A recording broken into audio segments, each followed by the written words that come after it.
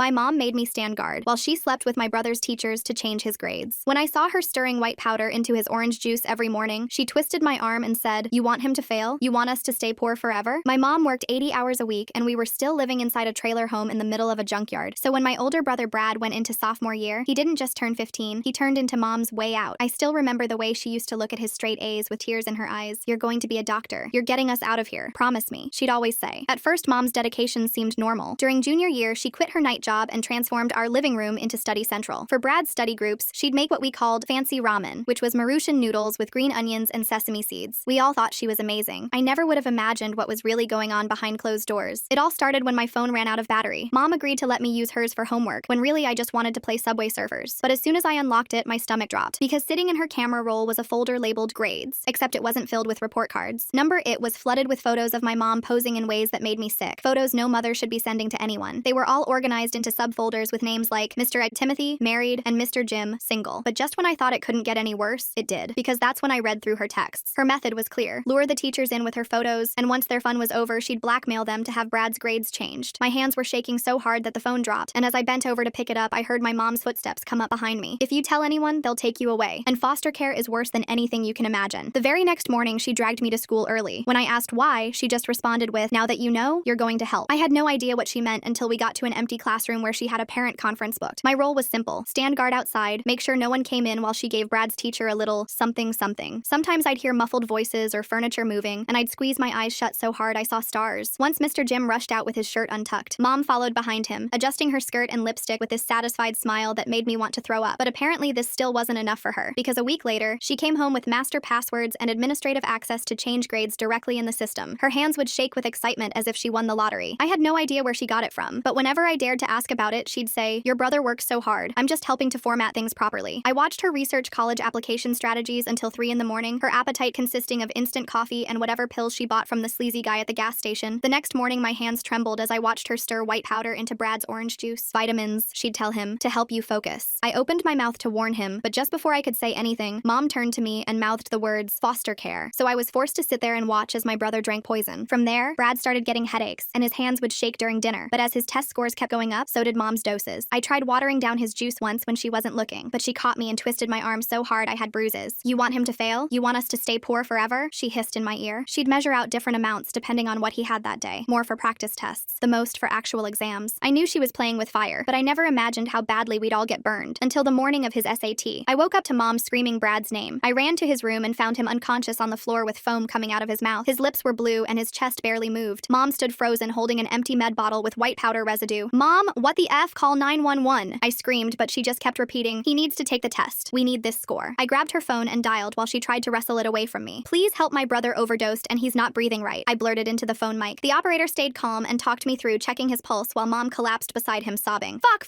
we came so fucking close. I ruined everything." The paramedics burst through our door and immediately started working on Brad. Mom tried to hide the med bottles, but it was too late. I already showed the EMTs. At the hospital, Brad flatlined twice. He was pronounced dead at 4:38 p.m. The official cause was heart failure from a DRG overdose. I didn't say a word, because I had spent my entire teenagehood wishing someone would put my mom in her place, but I never knew that that someone was going to be me. The police arrived within minutes of the paramedics. 2 detectives walked into our trailer while Mom sat in the corner, rocking back and forth. I wrapped myself in Brad's hoodie, the one he wore to every study session. It still smelled like him, like the cologne he saved up for months to buy. The detective who questioned me had kind eyes and spoke softly. She asked me to explain what happened, but every time I tried to form words, sobs took over. Mom screamed from across the room about how they were going to put me in foster care, how I'd ruined everything. The officers had to separate us. A child services worker showed up an hour later. She had gray hair pulled back in a bun and carried a worn leather bag. When she told me I needed to come with her, I begged for just 5 minutes to grab my sketchbook from my room. She nodded and followed me back to the trailer. Walking through our home felt surreal. Brad's orange juice glass still sat on the kitchen counter from that morning, half empty. I stared at it, remembering how many times I'd watched him drink from similar glasses, knowing what was in them. In my room, I grabbed my sketchbook and noticed Mom's old tablet charging on her dresser. The screen was still unlocked. My fingers moved on autopilot. I opened the cloud storage where everything backed up automatically. There they were, all the photos, organized in those sick folders. My hands shook as I took screenshot after screenshot. The child services worker called from the living room that we needed to leave. I slipped the tablet into my backpack. Outside, I handed the tablet to the detective. She looked confused until I whispered about the cloud backups. Her expression changed immediately. She pulled out an evidence bag and carefully placed the tablet inside. The emergency foster home reeked of cigarettes and cat litter. My foster parents, an older couple named Bill and Sharon, barely looked up when I arrived. Sharon showed me to a small bedroom with healing wallpaper and a twin bed that creaked when I sat down. Through the thin walls, I heard her tell Bill it was another substance case. She didn't know I could hear everything. Sleep wouldn't come that night. Every time I closed my eyes, I saw Brad's blue lips, the foam around his mouth, his chest barely moving. When morning arrived, Sharon called us down for breakfast. She poured orange juice for all the foster kids. I ran to the bathroom and threw up. 3 days passed before the detective called. Mom was refusing to cooperate without seeing me. The detective said I could choose whether to visit her or not. Part of me never wanted to see her again, but another part needed to face her, needed her to know that I knew everything. The county jail visiting room had thick glass partitions and phones on each side. Mom looked smaller in her orange jumpsuit. Dark circles rimmed her eyes. When she saw me, she pressed both hands against the glass. I picked up the phone. She started crying immediately, begging me to tell them I lied, that she was a good mother, that Brad's death was an accident. The words built up inside me like pressure in a shaken soda bottle. Finally, I couldn't hold them back. You called him. Mom's fist slammed against the glass so hard that a guard started moving toward us. Her eyes shifted between rage and tears, her mouth opening and closing like a fish out of water. Then, like flipping a switch, her expression softened. They'll split us up forever, she whispered. You'll age out of foster care alone. Brad wouldn't want that. He'd want us together. I dropped the phone and ran. In the parking lot, my phone buzzed. A text from Jake, Brad's best friend.